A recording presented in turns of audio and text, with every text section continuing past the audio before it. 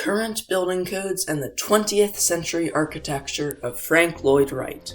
Frank Lloyd Wright and all other architects have a responsibility to design safe buildings for their clients. Additionally, humankind has the right to safe housing.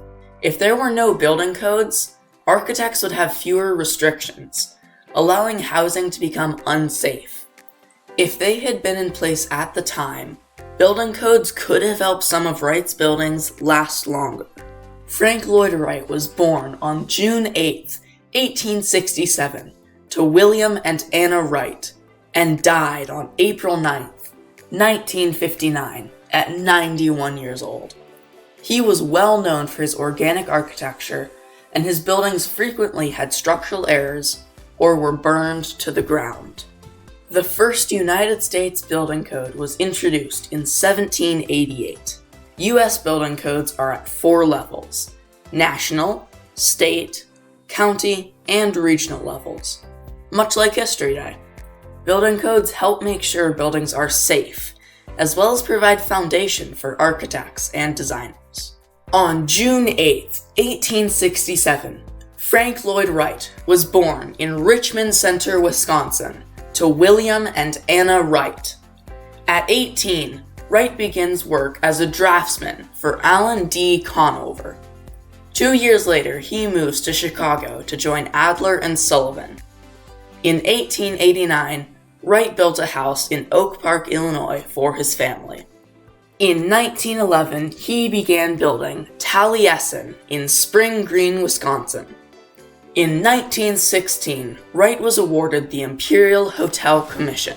1932 marks the beginning of the Taliesin Fellowship and the publishing of Wright's autobiography. Falling Water, the crowning glory of Wright's career, was commissioned in 1935. In 1937 through 38, Wright purchased land and began constructing Taliesin West. Also in 1938, he created the master plan for Florida Southern College. In 1949, the American Institute of Architects, or AIA, awarded Wright with a gold medal and later branded him the greatest American architect of all time. 3 years later, the Price Tower was constructed. 1957 brings in the Marin County Civic Center, followed 2 years later by the architect's death on April 9, 1959. Rocky Roost Cottage of Lake Mendota, Wisconsin, had improper heating and cooling, as well as a leaky roof. It was destroyed by fire in 1934 to an unknown cause. Current building codes could have forced Wright to use better roof and wall materials, as well as better heating and cooling methods. Current applicable codes: Mechanical Code, Roof Materials Code, Roof Drainage Code, and Roof Performance Code. Wing Spread is located in Racine, Wisconsin. It has improper roof supports and an extremely leaky roof. It was later converted to the Johnson Foundation's Conference Center. Current building codes could have mandated Wright to use better roof materials. Current applicable codes: Mechanical Code, Roof Drainage Code, Roof Materials Code, and Roof Performance Code. The Imperial Hotel of Tokyo, Japan, began sinking in the 1960s and was later demolished in 1968. Current building codes could have forced Wright to use better foundation materials. Current applicable codes: Mechanical Code, Foundation Drainage Code, Foundation Footing Code, Foundation Materials Code, and Foundation Underfloor Space Code. Falling Water is located in Mill Run, Pennsylvania, and is the most famous of Wright's houses. It has improper supports above the falls, as well as a leaky roof. Current building codes could have mitigated the extreme settling the house went through, and forced Wright to use better roof materials.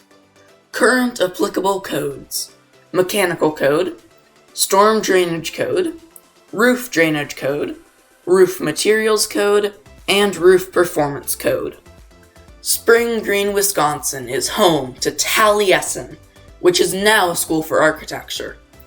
It has a leaky roof, joist rotting, and electrical failures. It went through 2 fires, the first on August 15th of 1914, and the second in April of 1925. Current building codes could have mandated that Wright use better materials and lay better electrical.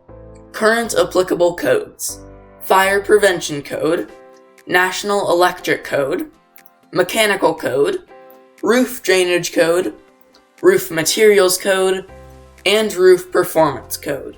How has Frank Lloyd Wright affected your work as an architect? I grew up in a Chicago suburb, and my mother loved Frank Lloyd Wright, and we lived down the street from a Frank Lloyd Wright house. And I have seen, I'd say 50 plus of his buildings, and I particularly like the way he really related the interior and the exterior. And I also like the fact that I feel his architecture in many ways is timeless, because he works so much with natural materials, and those are always with us. And it's not as much about pushing a style, although he had one, but about working with the materials and the relationship to the outside and the inside. Some of the ones I've seen that haven't worked, he did a whole college campus in Florida, and I saw it a few years ago, and he had a lot of reinforced concrete. It was really deteriorating, and I could see the whole thing kind of crumbling. The school became very financially strapped because of the Depression, so they cut a lot of corners, and so it doesn't have the level of development for the amount of work that was done there. Would have been necessary, honestly. The other one I've seen that's a real oddball is the Price Tower, and it's his only high-rise building. He just had this idea of how it'd be really great to do this high-rise with a central core and then like 4 office suites. It has a lot of copper on it, which has to be repaired, and the floor plate is so small. He pulled a few too many tricks there as far as not really designing it for the site, and also he pushed too much what he wanted it to be.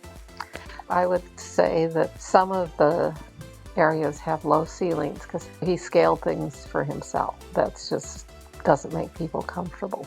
What type of code in the design process will generally create the most problems or setbacks? It kind of depends. Trying to understand how the code needed to be interpreted when you may have had 5 editions of the building code happen from when it was first built, I would say caused some setbacks as far as how we were able to design. Then I think another challenge is, particularly in renovations, things are shades of gray. And so then how do you obtain interpretations and know how to go forward? It can be tricky. While building codes change over time and can vary from state to state, architecture expands and continuously becomes better. Although Frank Lloyd Wright died more than 50 years ago, much of his work still stands and is toured across the US daily. In total, Wright's buildings would have more than 1,500 major code infractions had current building codes been in place when the buildings were designed. Codes such as these protect the rights to everyone's safety and enforce the responsibilities of architects and designers. Wright never liked to be held back by building codes, and didn't care if that resulted in consequences, as punctuated by his quote, "If the roof doesn't leak, the architect hasn't been creative enough." Throughout my research, I have learned so much about my topic, and hope you have as well.